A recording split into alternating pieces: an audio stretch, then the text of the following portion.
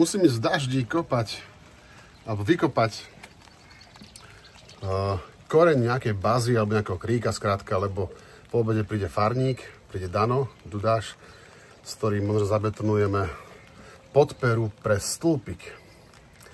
A vedľa tej podpery je ten krík, takže radšej ten krík vylomím, vykmášem teraz, aby sme potom nenarušili stabilitu toho betónu. Takže bude tam teraz veľká diera, ale a musím za dažďa. Takto to vyzerá. Prší, nechce sa mi, ale musím. Už to skoro mám. Už sa aj hýbe, ale je to prerastené cez stenomy. Cez ten plot pletivo. A za neustáleho dažďa. No čo? Tak koreň som úspešne vykopal. Musel som ho aj vystrihať z tohoto pletiva. Musel som ho skrátka odstrihnúť. Teraz to je trošku dosť veľká jama. Prisypeme zemou.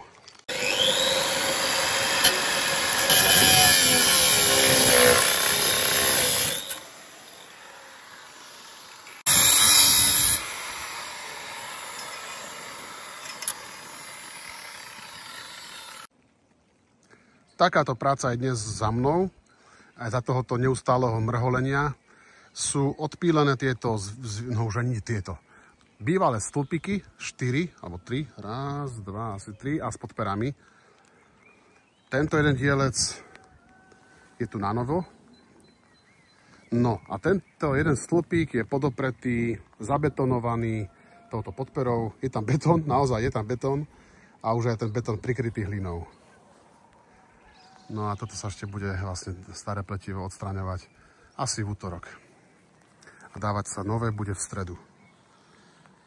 Vedľa tej podpery bol kmeň. Tento kmeň je teraz tu položený, hodený.